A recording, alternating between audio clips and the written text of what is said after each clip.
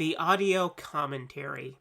It's a dying art form, but here at One Track Mind, I, your wonky yet affable host Ryan Luis Rodriguez, analyze film through the prism of these embryonic forms of podcasting, one audio commentary at a time. Masterpieces, crapster pieces, live action, animation, cult classics, films literally no one has ever heard of. No track is too small, and no track is too big. Join me and my guests from the entertainment world as we keep these features alive every other Tuesday. Hey, who else is going to discuss Bill and Ted's Bogus Journey one week and Citizen Kane the next? Us, that's who.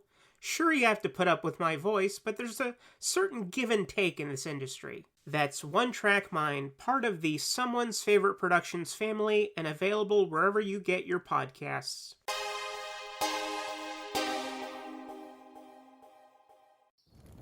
Have you ever wanted to dive deeper into the horror movies you love? Beyond the Blood is a horror podcast for fans who want more than just surface-level screams. We do deep dives into the movies that shaped us, digging into director commentaries, behind-the-scenes stories, deleted scenes, and the special features that most people skip. Each episode is a love letter to the genre. We break down how these films were made, the creative risks that paid off or didn't, and the lasting impact they've had on the genre as a whole.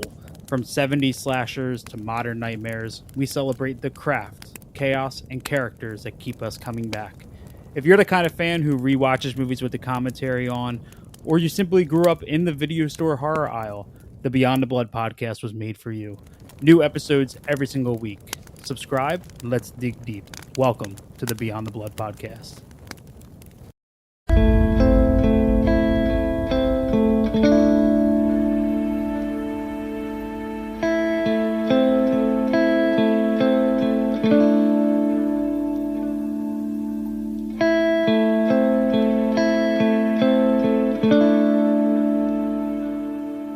Hello, everyone, and welcome to Of Mushrooms and Men, a Last of Us podcast. I am one of your hosts, Chris, and I'm joined by my good friend. He's a clicker who clickety-clacks all the way down the track, but not in this episode, because Is this a zombie show? Your friend and mine, Yashar. Hey, Chris. I love zombies, and how many of them there were in this episode?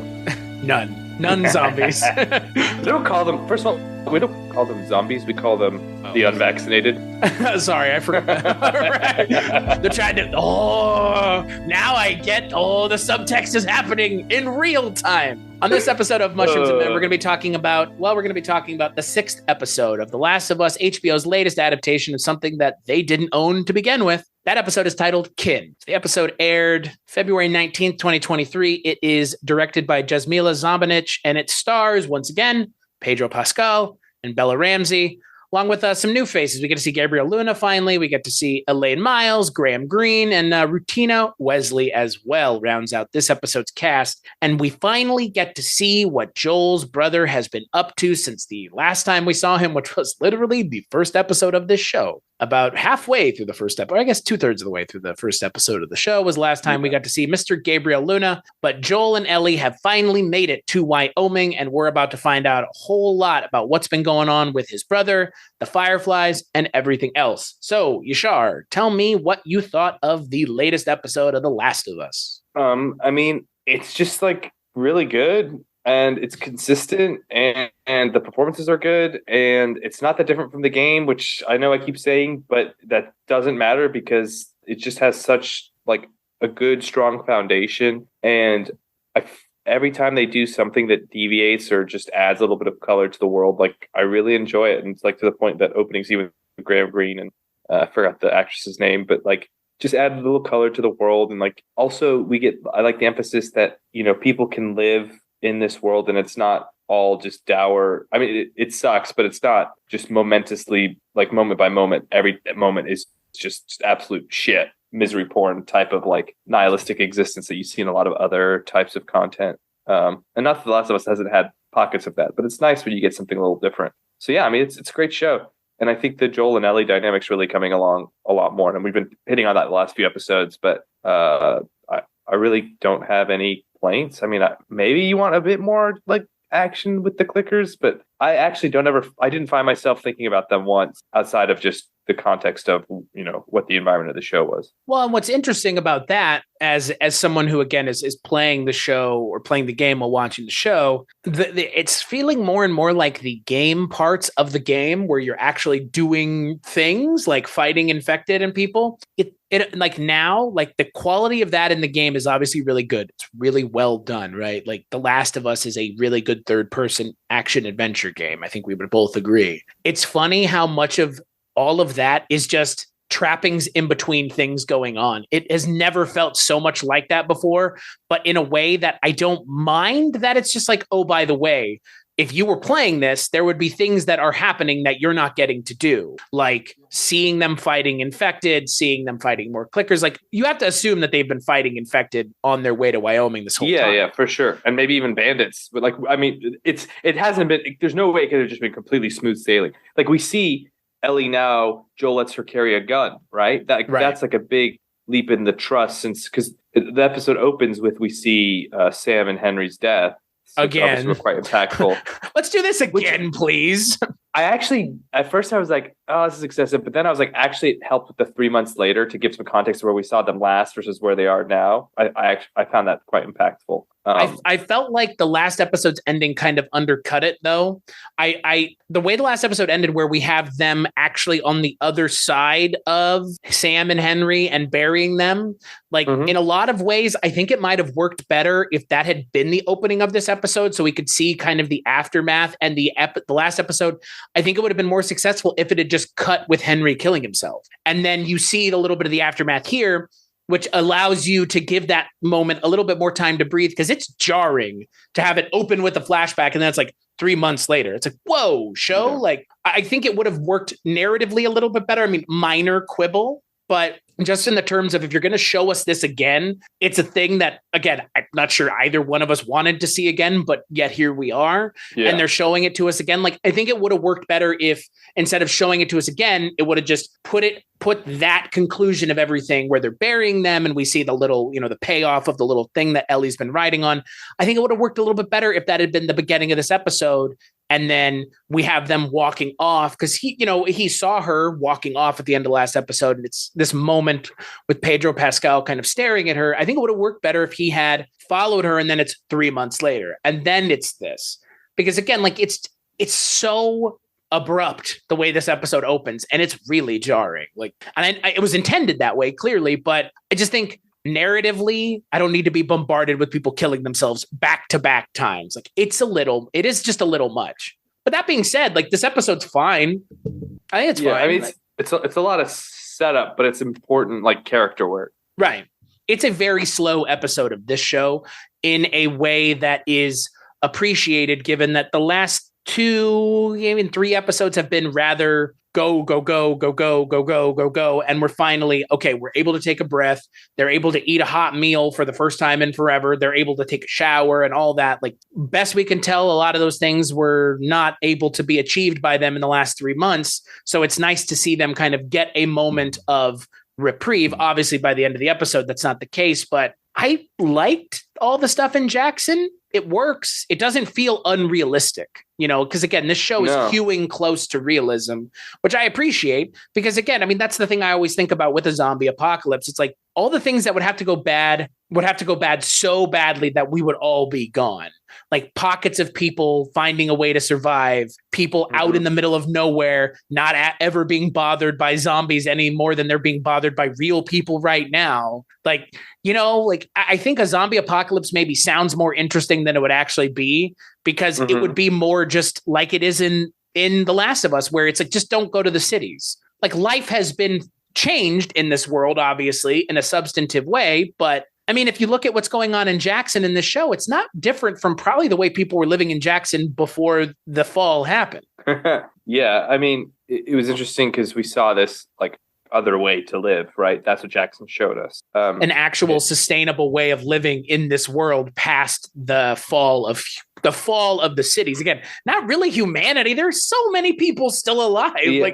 Like we saw in the opening scene, like the best we've seen, like for an entire society is essentially like the Boston Fedra, which wasn't the best, but was okay. Clearly better than most other ones, though.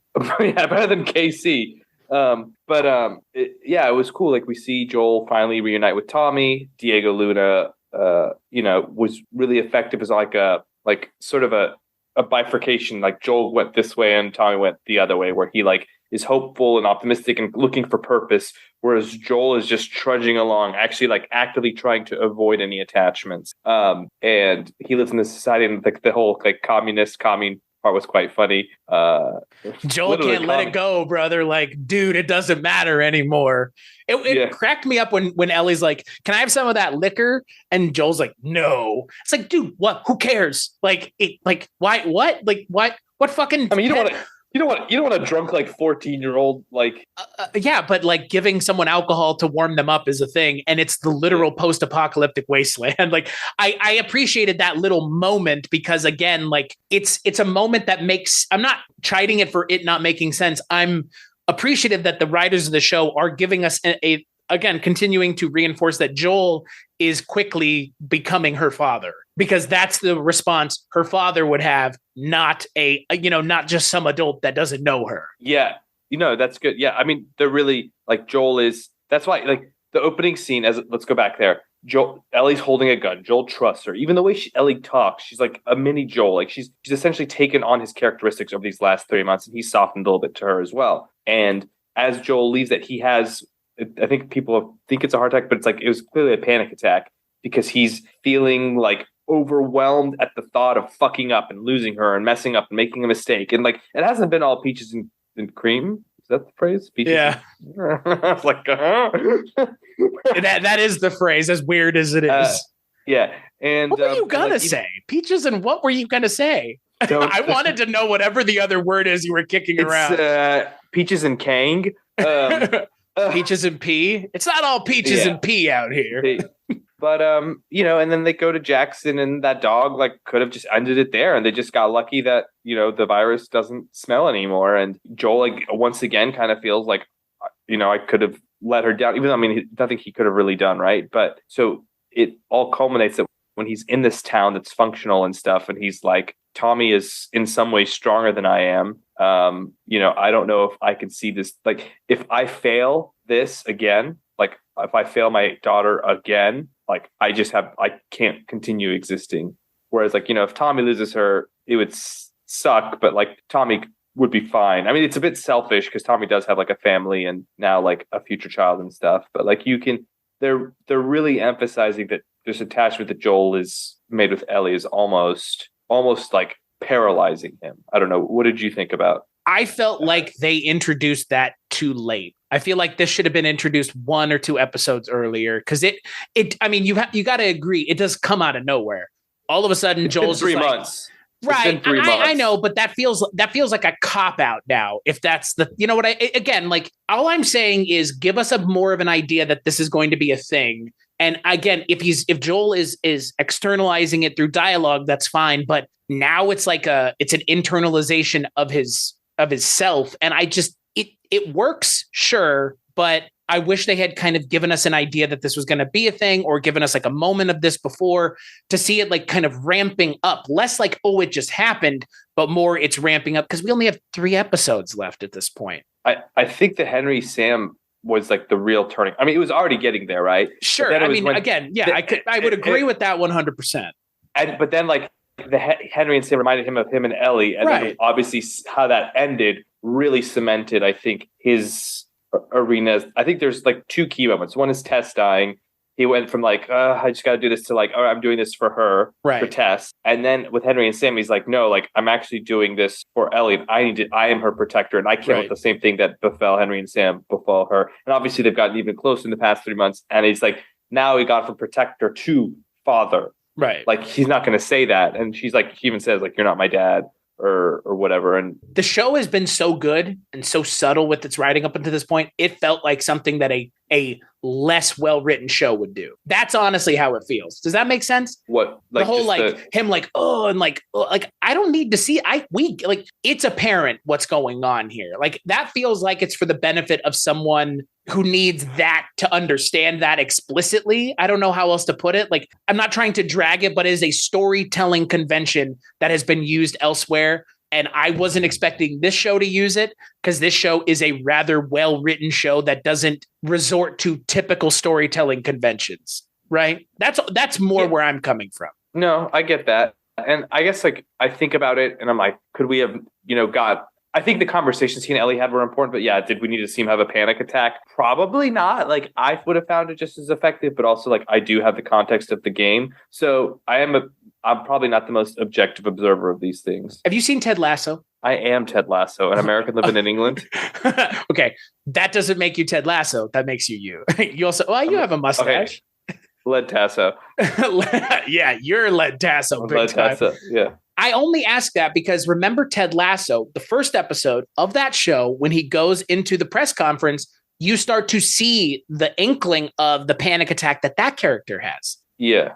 And again, like I get that they're motivated by different things, but Joel had lost his daughter at the beginning of the show effectively. Like by the end of the first episode, his daughter has passed away, and that is something weighing heavily on him. It's still this is something that I feel like just one subtle introduction of this specific, I'm having a heart attack or whatever it's supposed to look like. That just should have been something that should have been mentioned or done one other time. Because again, where we are now, it's like, okay, like again, I haven't gotten to this point in the game. This is not a thing that happens in the game, is it? The panic attack, I don't think so, but like there is the time jump. I think there is. I don't know if it's 3 months, but there's a time jump. They go to Jackson. They actually don't. So they spend time in Jackson, which they don't in the game. They do more just like helping fix some stuff, which I think actually apparently was for budgetary reasons in the game.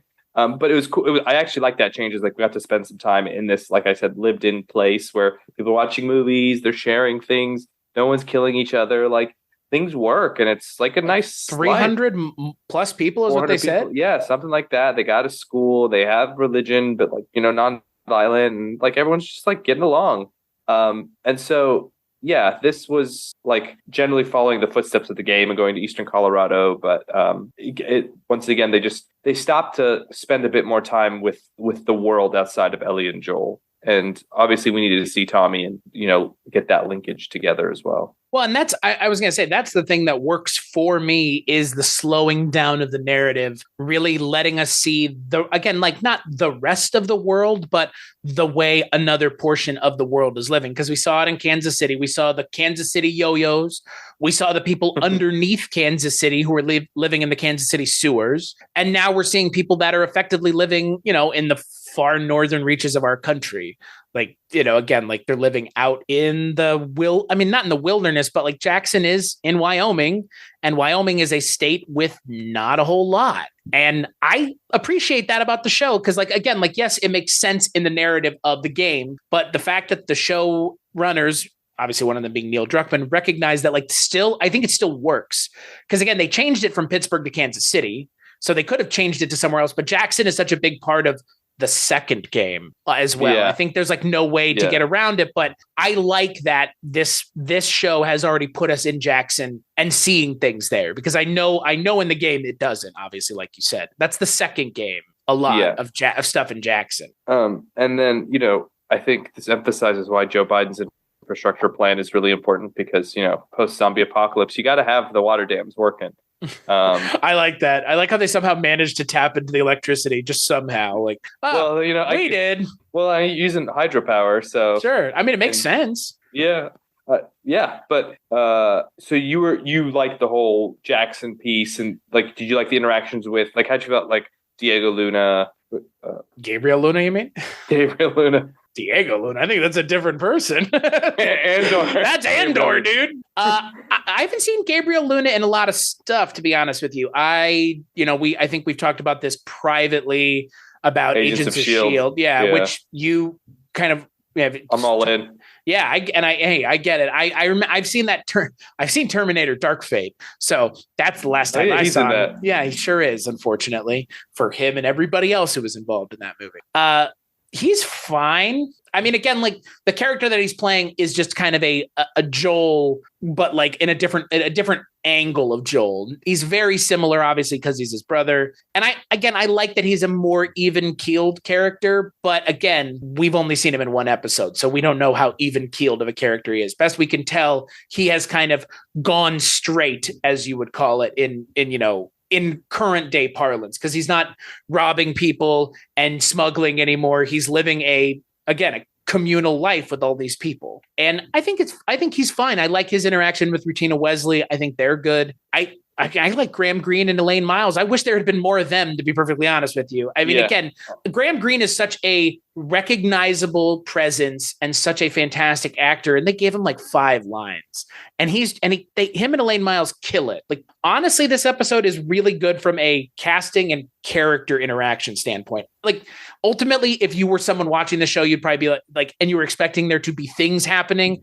you might be like, this is a boring episode. And I would understand where you're coming from, but this show needs these kinds of episodes, and I'm glad that this episode is essentially just a bunch of conversations being had in nondescript rooms. Like, that's really what it boils down to. And what did you think about, like, Ellie, especially when they were at dinner, lunch, whatever, in Jackson, like how aggressive and abrasive she is. Like I mentioned before, like she's really taking on more of Joel's persona. And is it because like she thinks that's the way to be? I mean, part of it, she probably doesn't like fully trust these new people, but like she has this new, like, fierceness, and I think she's really trying to model herself after what she thinks Joel will find like impressive. Well, and I also think it's interesting that, you hear Rutina Wesley's character say like, this isn't the way people here talk. Yeah. And it's funny to me because, again, like it shows just Ellie is a different person because of the journey she's gone on with Joel. Like, she,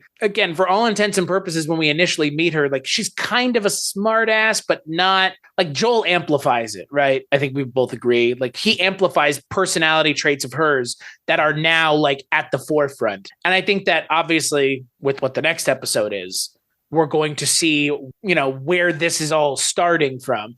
Man, we were right. Like, it's not surprising what the next episode is. Like, I saw the name of the episode, and I was like, oh, okay. I was like, we called it. Like, I mean, right? There's going to be the flashback episode. Like, spoilers, but I mean, but not really. Like, almost indicates that it's almost certain to be based on the DLC, which has a heavy flashback component. But I think it's going to be interesting how they contrast this version of Ellie, the most almost fully formed version of this age Ellie. Because again, Last of Us 2 has a more adult Ellie. The Last of Us 1 is more of a teenage Ellie.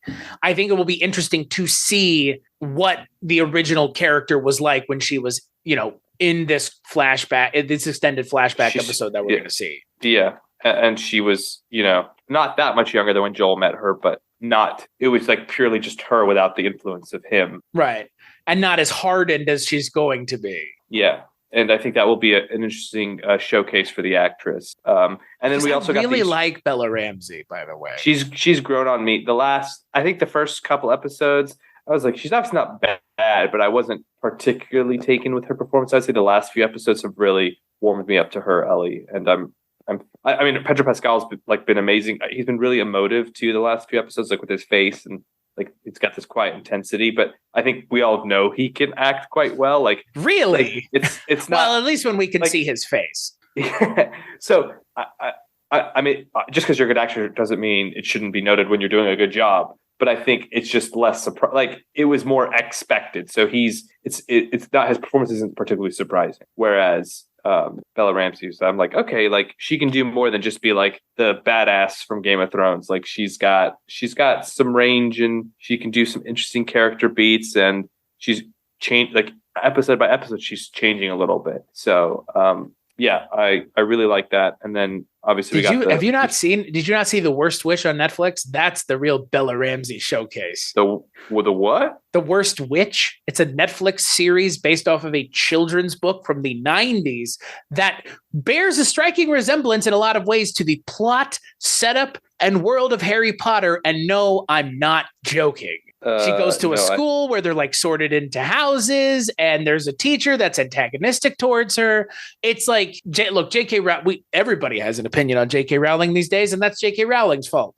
But Bella Ramsey is the lead in that show, where she's Dude, this show went for 4 seasons. Yeah, I'm well aware. What? I'm well aware. She's actually pretty good in that show. Like, she's a good part of a bad show. And to your point, if she had never been in this show, she would literally probably forever be known as the character you mentioned, the girl from Game of Thrones. Yeah. I forget what house is she? I forget what house I don't know. is. But she gets like eaten by a giant or something. No, she doesn't get eaten by a giant. She gets like she gets killed in the She gets in the killed. battle. Wow, should we ruin Game of Thrones? I mean, nobody cares anymore. I mean, she's a cool character, but she's hardly consequential. I mean, again, like, but she's memorable to the point where one of the reasons she's in this show is by the strength of the performance in that show. Because Mazin and Druckmann reached out to Benioff and Weiss about working with Bella Ramsey.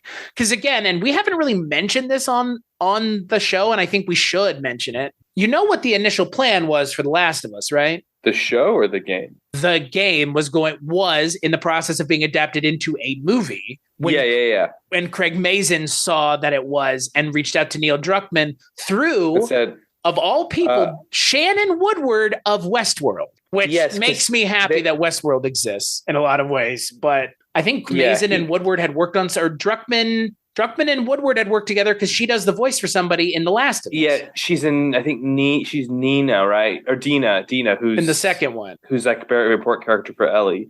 And Craig Mazin, it was a coincidence. It was like Craig Mazin approached Druckmann and was like, "Hey, they're turning this into a movie. I think it should be a TV show." And then I guess he was like, "Yeah, you're probably right." Which is like, here's the thing. Like, I do want to mention this because we kind of haven't talked about it. This show would not have worked as a movie. There's no, like, the game would not have worked as a movie because it would have to be like 3.5, 4 hours long. Like, it would have been 2 movies essentially. Yeah, or kind of like, do they? The intermission would have been the 3-month jump. Let's jump, yeah. Right. So like, and maybe that could have worked, but giving the characters all this time, I think is more what I'm getting at, because this episode is really an hour of people just talking. And I really appreciated it because, again, like I think the expectation a lot of people have with this show is it's a zombie show. There's going to be zombie shit. It's just like The Walking Dead. There's no zombies in the show, bro. I know. It's not a zombie show. I know, but it is a zombie show. It is a zombie show for 9 out of 10 people. That one person that's the gamer gets it. But again, it's a zombie show for anybody else because that's the expectation. And if you sit down and watch the show, that is going to be your expectations are going to be obliterated immediately. And that still, for me, is being done in this episode. I was not expecting this episode to grind the momentum of the show to a halt. And it did. And it actually succeeded in doing so, which is a feat in and of itself. Because when shows do stuff like this, a lot of people are just like, well, I'm not into this anymore. Or these aren't or the writing can't live up to what they're trying to do. And they also amped it. I mean, so let's talk about the Eastern Colorado part. So obviously, as we mentioned, Joel tries to get Tommy to take Ellie because he doesn't want to like fuck up. He can't handle it, basically. He can't handle if Ellie dies.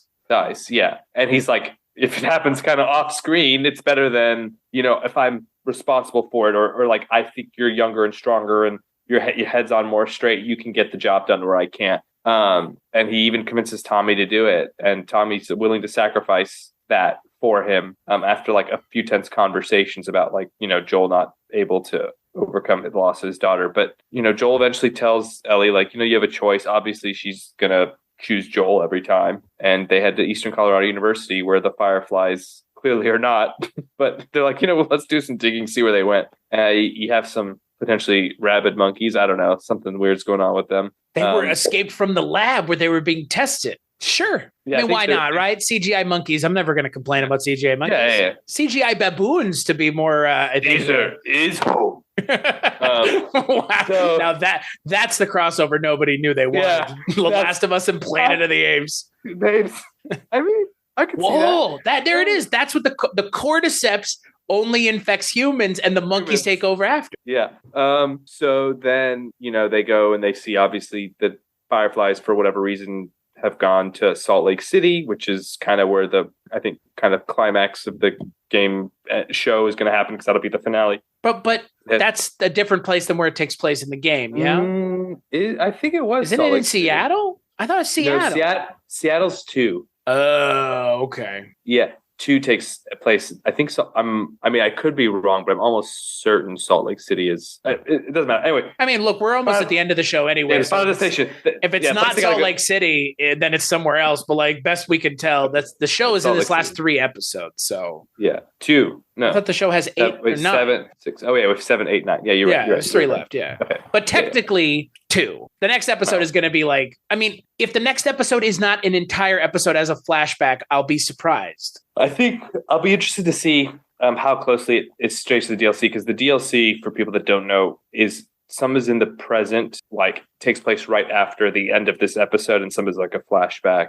I don't know how much of that they'll get into, but yeah, and then they see some bandits.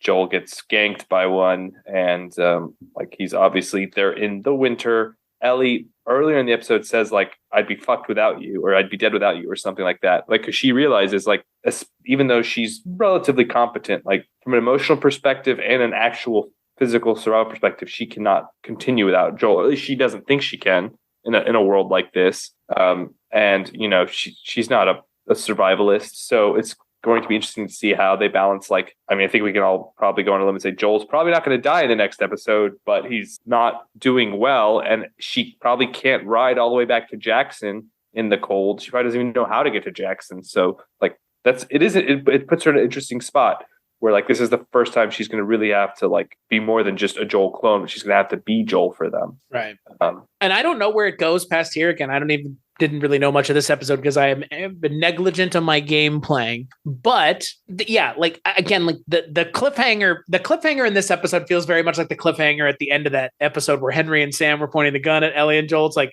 I appreciate what the narrative is attempting to do, but you haven't tricked me into thinking Pedro Pascal's character is going to die.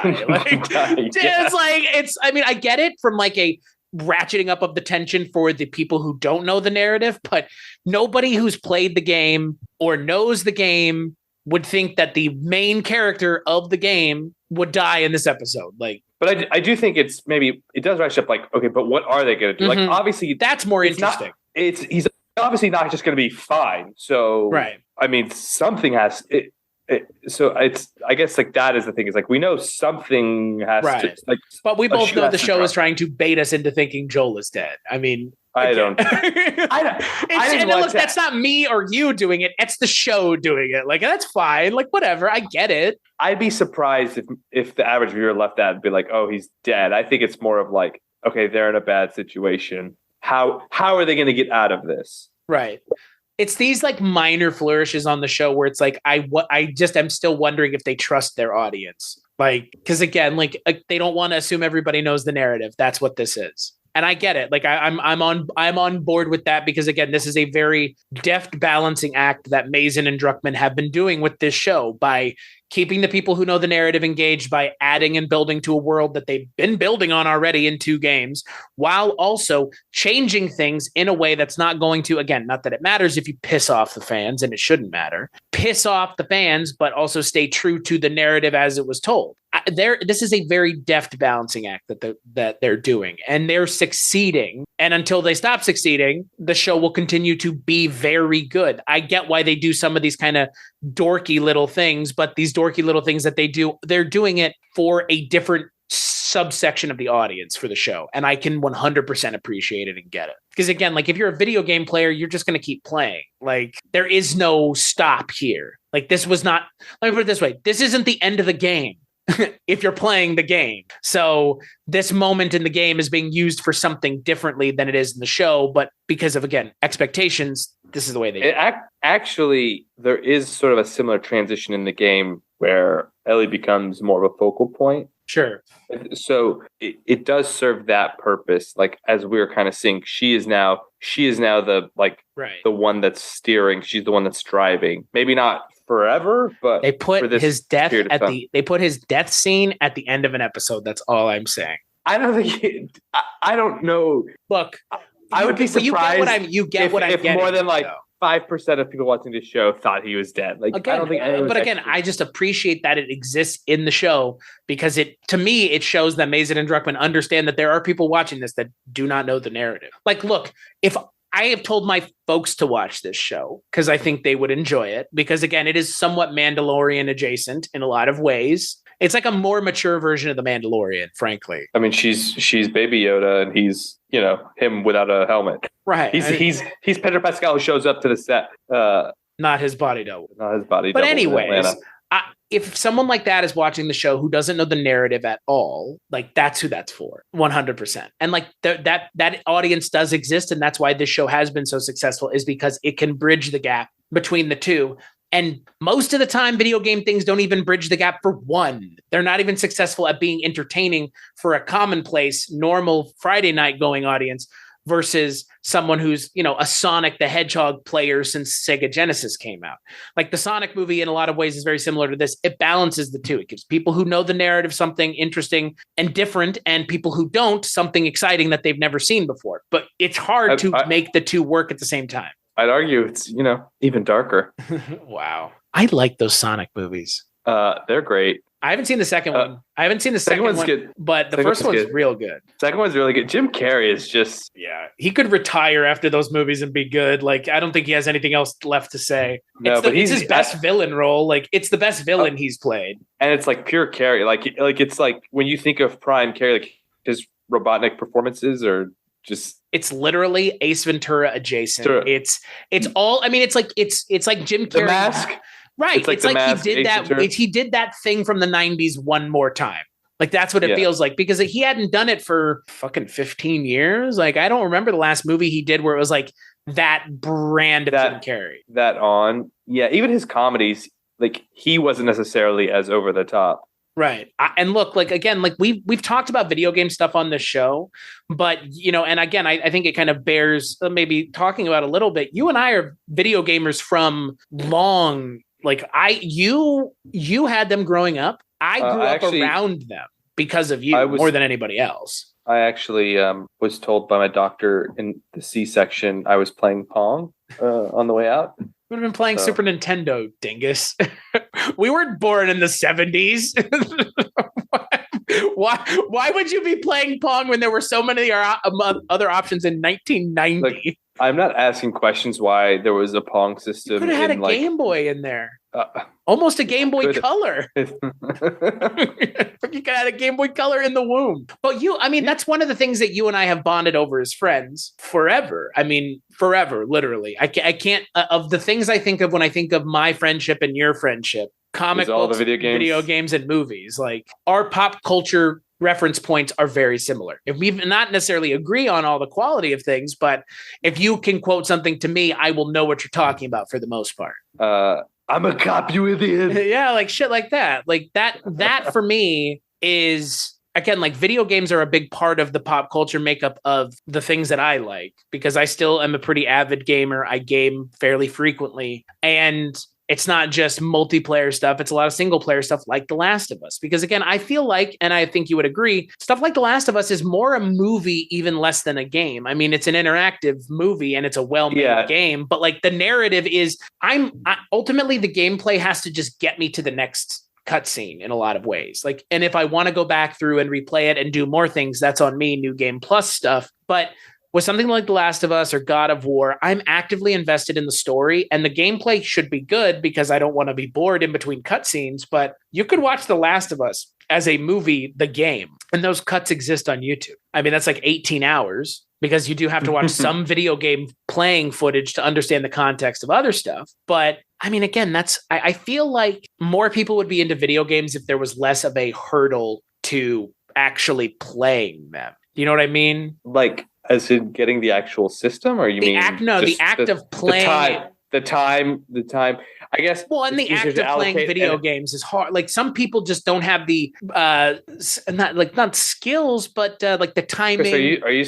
No, I like some people just are stupid. No, some people are. Some people are not. They're too stupid. Good at video games. Let me put it this way: a game like The Last of Us 1 and 2, along with a lot of games coming out, have a narrative difficulty that is effectively difficulty 0, so that someone who doesn't want to die over and over again, like in The Last of Us, grounded difficulty would, can play the game and essentially enjoy the cutscenes with gameplay in between. Is that not what narrative difficulty is?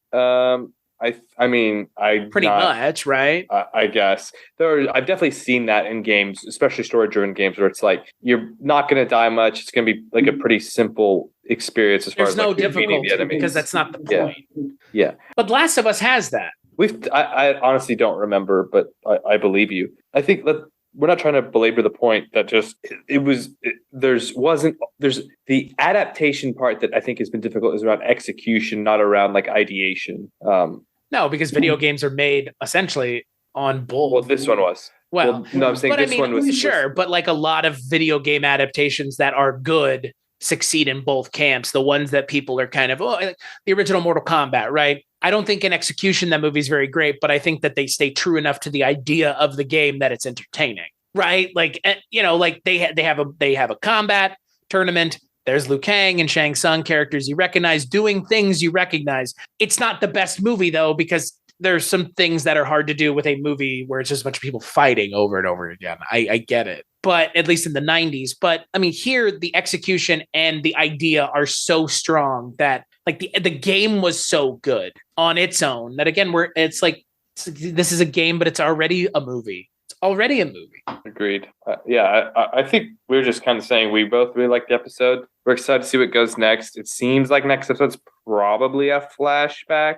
Then the whole thing's going to be a flashback, probably. Yeah, we'll see. And I will say we've gotten to the point where there isn't it did seem like there was going to be some sort of flashback mechanism in every episode. Like it doesn't seem like they have a template. Like I will probably see more flashbacks just generally, but I don't think it's like, oh, it has to be this every episode, which I think has its pros and its cons. Like I do like seeing those things, but also it kind of gives them the flexibility to tell the story they want to tell in that hour they have every week. So I kind of miss them because again, they were fun. They were fun, right? Like they were some of the better things we've seen, like the John Hannah stuff, the stuff in Indonesia. It was fun. Like I like that because again, if you've played the game, that's stuff that you have not seen at all. Like that is completely 100% removed from the game.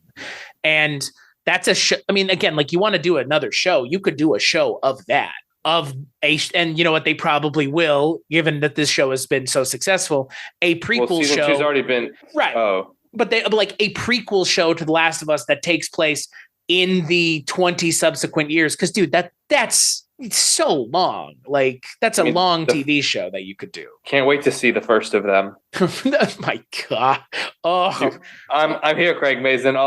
You can have that one. Just give me like a little writing credit. I mean, HBO is doing the thing with the It movies where they're doing. What are they doing with that? A like stories from Derry, Maine, because in the book, there's chapters in between of like this is what's been going on in the city. Like, well, it's sort of like history of the city too. But like they could do any time. Yeah, I'm going to watch it too because I read it last year and that was some of the best parts of the book was the world build. Hello, this is Chris Haskell from They Live by Film. For those that don't know us, Adam, Zach, and we built a podcast over the last 2 years that's a combination of film discussion from 3 very different perspectives, as well as industry interviews with the leaders in boutique Blu-ray and 4K community. We started with Dev Crocodile, but over time we've been lucky enough to speak with Arrow Video, Severin, Mondo Macabro, Vinegar Syndrome, Radiance, Indicator, most of the OCN partner labels. It's been a blast. You can find us wherever you podcast, and also actually recently as part of Someone's Favorite Production Podcast Network. We hope to see you online. Less the like big conflict at the center of it. And did you enjoy the orgy after they defeated the clown? I mean, it made sense in the book, but I'm not going to condone it. It makes sense in the book because the book is very different. The book is fun. It's fine. It's definitely the most Stephen King-y book I've ever read. It's the most self-indulgent thing I've ever read. I haven't read Infinite Jest, but like it is up there for just like one guy who goes, all right, every character needs a backstory and I'm going to give each character as a backstory like 5 pages. And it's like, Jesus Christ, dude, this book has like 70 characters. Some dude pumping gas at a gas station gets like 5 pages of like explanation. That's funny. But again, that's like Dickensian, which is Stephen King. And that's what I appreciate about this. And that's why it's like make a joke that they could do a Last of Us prequel show. They totally could. This world is like so well thought out.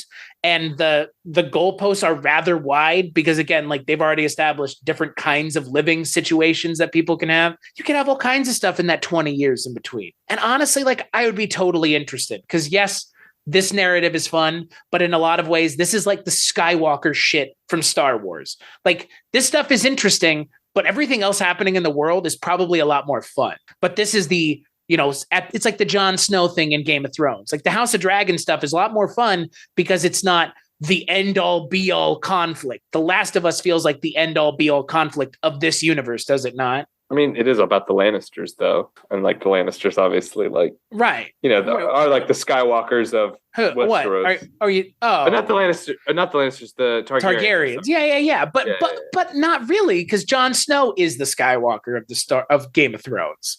Jon Snow is a Targaryen. Bro. I know, but again, like that's something about his ancestors. I know, but it ends up being less about Jon Snow. But again, now it does feel like more about Jon Snow because we're getting a Jon Snow TV show. Yeah. Right. Which, like, again, like, I can't help but wonder. I honestly can't help but wonder. And this is what they're going to do. Fucking quote me on this shit. The Ice King or the Night King is going to come back somehow in the fucking Jon Snow show. And it's because there's no way that George R.R. Martin isn't doing what he's doing in the House of the Dragon show, knowing that a Jon Snow show is coming, where he could just say, well, that wasn't actually the end all threat because whatever the next threat is going to be as big or bigger, right? It can't not be. Well, and that's a cop-out, but fuck that show. Fuck Game of Thrones season 8. It was so bad. If they want to redo it by doing a Jon Snow show, fucking do it. Wait, Chris, you dislike Game of Thrones season 8? I don't think doesn't everybody dislike I don't think our it? listeners ever heard this. Anyway, Dave Simon is doing the new the Jon Snow season. It's going to be in 1970s Baltimore, and it's actually called Jon's Snow. He's going to be is this like The Wire. This is a prequel to The Wire. It's a prequel to The Wire and Hannibal. Yeah. So he's just going to be. But again, like yellow tops, red tops. Like ultimately, with a lot of these things that are adaptations, this is a very fine line. Because even with House of the Dragon, again, you had people that knew the narrative and people that didn't, and people who knew it were going to be bored theoretically because it's and then. But that show ends up being super entertaining too. So I think the most impressive thing right now is HBO is like operating at full capacity. It's horrifying. But HBO's always executed like it. I mean, at least in our lifetimes, that's basically been known for like they don't really have creative lulls or like. Game of Thrones is it being so bad in the season 8 was a big deal for HBO. No, it was a big deal, but it's not to say HBO has never produced like a bad season, but holistically, but like of a show completely. I mean, I'm sure there's been bad episodes. Like there's, I mean, I don't buy it, but there's certain people that didn't like season 2 of The Wire. I've never seen The Wire. It's on my list of things to watch. Hey man, you've never seen The Sopranos, brother. Like, don't be fucking shaking my head. The Sopranos and The Wire are 1A and 1B. Like I know. Okay. If I ask you your favorite show, you're gonna say The Wire, right? No, The Leftovers, another HBO special. Boy, what? That's a real deep cut. I figured that would be yours. Every time I see it, I think of you. I've never watched it. Dude, another post-apocalyptic thing. Sort of. It changed. Like, it is the closest to a religious experience I've had while watching a TV show. Like, interesting. It's unbelievable. And it's actually based on... You know what? We should cover it. When we're done with this, it's like, 6 episodes? It's one season, right? No, it's 3 seasons. What? I thought it was only 1. No, so it was it's based on a book of which the first season covers. Seasons 2 and 3 were consulted with the writer, but actually, like Game of Thrones, went totally different things. Right. But like, were actually better reviewed. I mean, the first season was quite well reviewed. The first season is super, super depressing, which is why a lot of people which is why some people didn't really resonate. It's like too oppressive.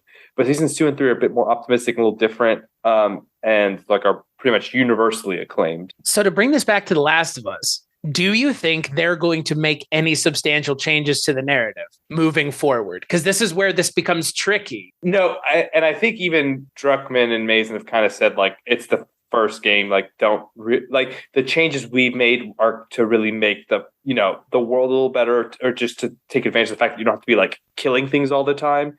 But entertaining someone in that way. I don't think the big story beats are going to be that different. I mean, we'll see. We'll see this flashback episode that I think is based on the DLC and But again, they could, right? Like, again, the second season. Let me ask you a different question then. Do you think the second season of this show is going to be the second game? I think. I think we got confirmation the end of this season will be the end of the first game. Yeah, I mean, it has to be at this point. A bit broader in scope. I could see them splitting that into 2 seasons, but maybe not. Maybe they could do it in 1 season. But my guess is, I think I know where they're going to end season 2. We can talk about that later. I think I know as well. I think I know as well where they end season 2. Again, if you know the narrative, you know the narrative. Like you can't escape. You can't.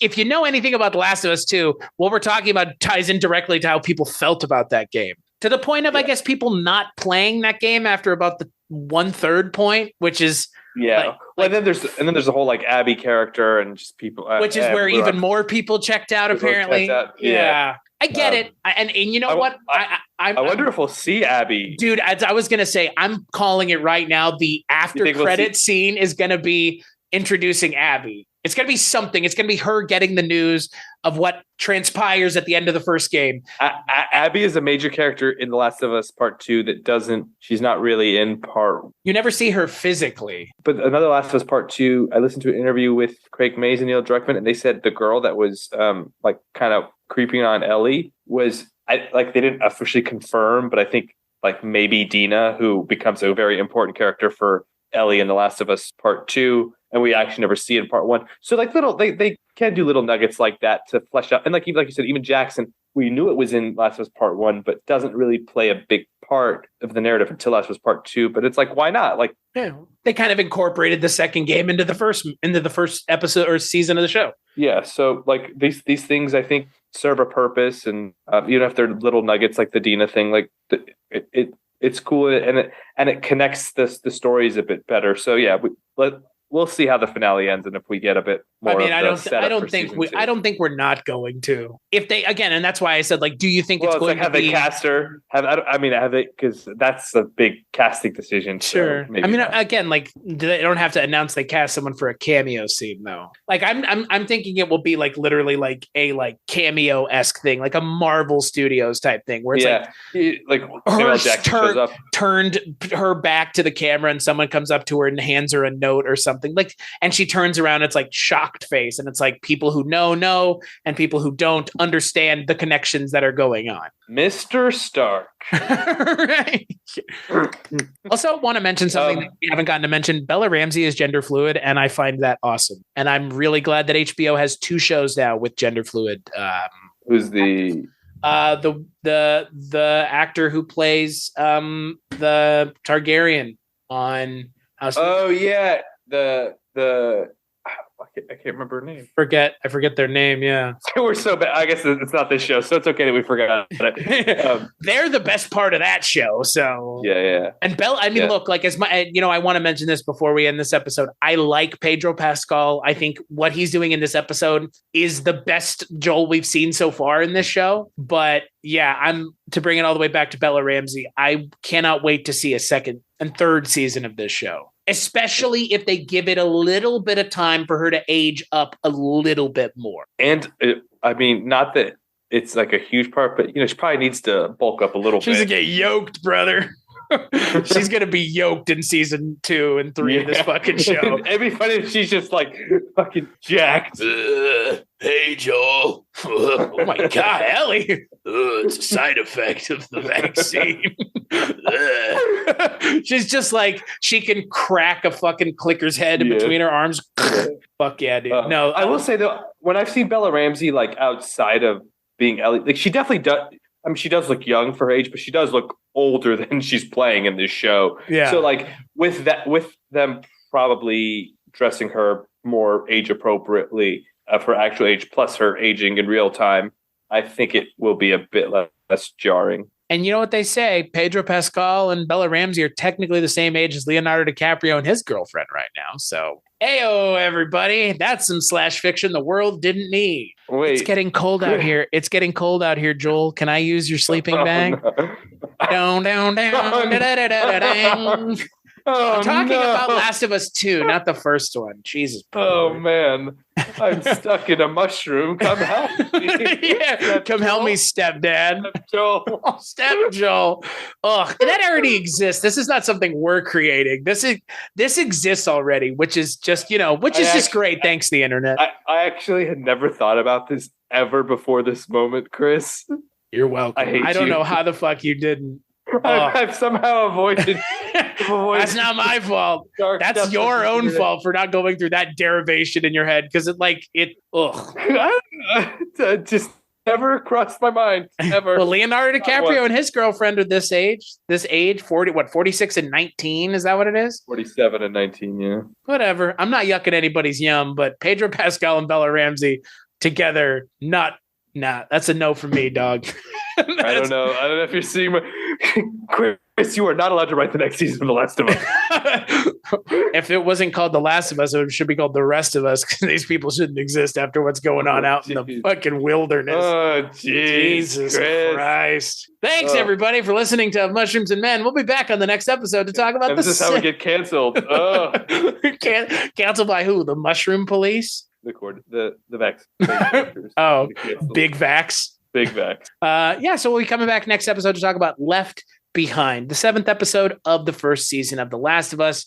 And like we've already mentioned, it is a flashback episode. So Ellie all day, every day, baby, which, you know what? Hey, I think at this point I'm game. So we'll see. Until then, you can find Yashar and I over at weirdingwaymedia.com, which is the podcast network that the Projection Booth Mike White and I co-founded as a repository and suppository for all the fun things that we work on together. Yum, yum. Yum, yum. As for this show of Mushrooms and Men can be found on iTunes and all other podcast streaming platforms. Like, rate, and review the show. That helps us out, and that helps our clicker friends find you a lot quicker. Until then, you can find Yashar and I there, and we'll catch you on the next episode.